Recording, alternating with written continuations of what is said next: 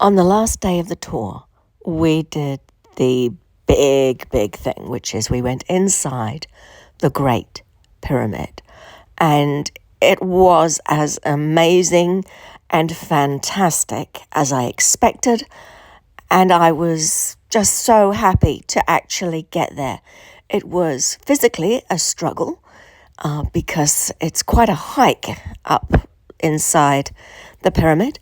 But wow. I cannot even find the words of what it was like to be inside this amazing, gigantic machine. But hey, let's have a look at some of the video footage. It's probably not so great, but it starts off with us arriving at Giza. So we made our way to the entrance. So there's kind of some steps that they cut into the rock, and it's a relatively easy climb to the entrance. No, that's not the entrance. That's the old entrance.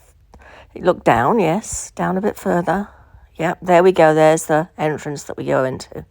And you can see it's very rough and kind of dodgy looking. It's one that was cut in order to access the pyramid.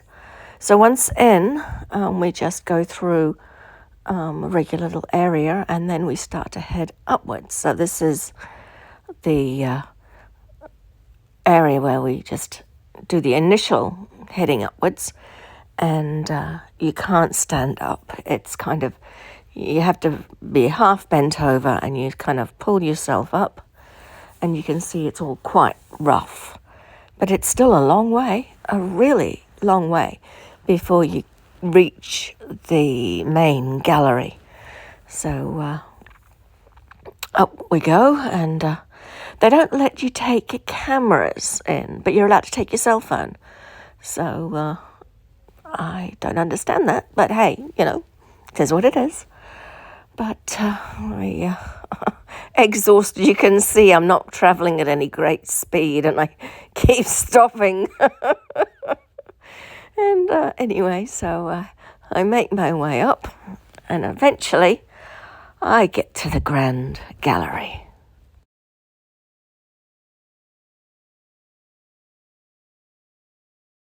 And there it is, the start of the Grand Gallery. And wow, I think this was just so exciting getting to this point. I was exhausted, but I was so excited I could barely contain myself. So looking up, there it is. There's that beautiful gallery. Oh, it's just amazing. I'll just let you enjoy this bit. What's it like? After I caught my breath from the first part of the journey, I endeavoured to climb the Grand Gallery. And there's just so much to see, little indents in the sides of the floor and things in the wall, and of course that beautiful ceiling that goes up. Anyway, I get myself all the way up and enter the King's Chamber. Once again, you've got to bend over to get yourself in there, but once in there, it's just incredible, absolutely incredible. And I collapsed on the floor because it was a hell of a hike, and just took a bit of video footage of everything that I could see.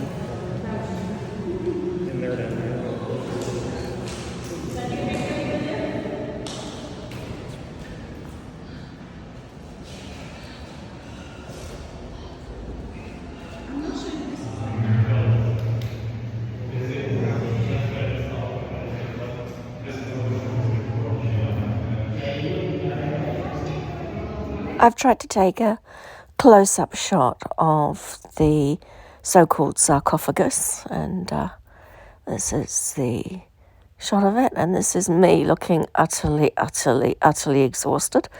But oh yeah, I did some vibration samples on my phone, which I thought was interesting. It seemed to be quite erratic, actually. And I brought my level so that I could see how flat it was, and the compass to see how aligned it was. And as you can see, it was slightly off north.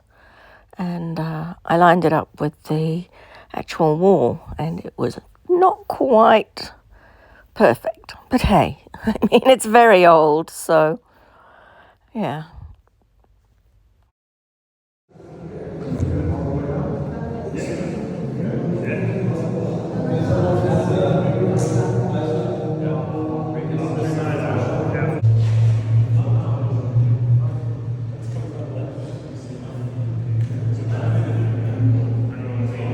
Oh, wow.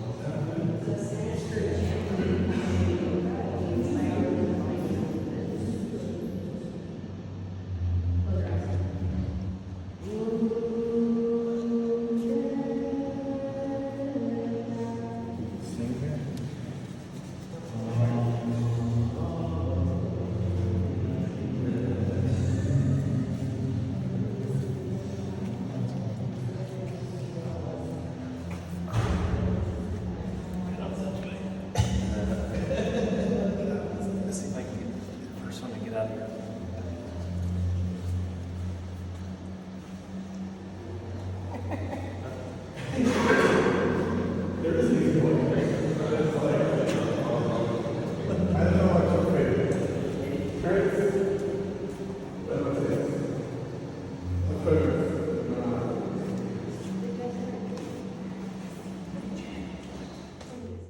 Amazing vibrations and resonance within the chamber, and it was something you could feel through your whole body.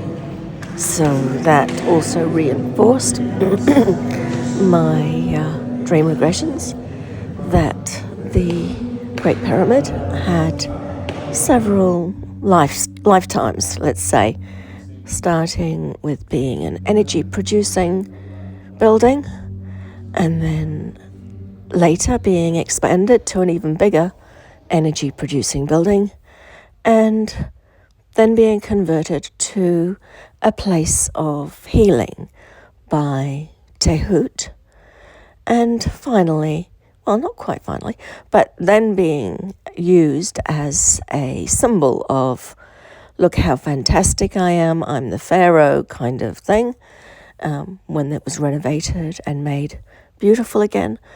And then finally, the last lifetime of it is as a tourist destination. But yeah, if you want to know more, check out some of my other episodes, like the episode on Tehut. Wow, what an amazing experience.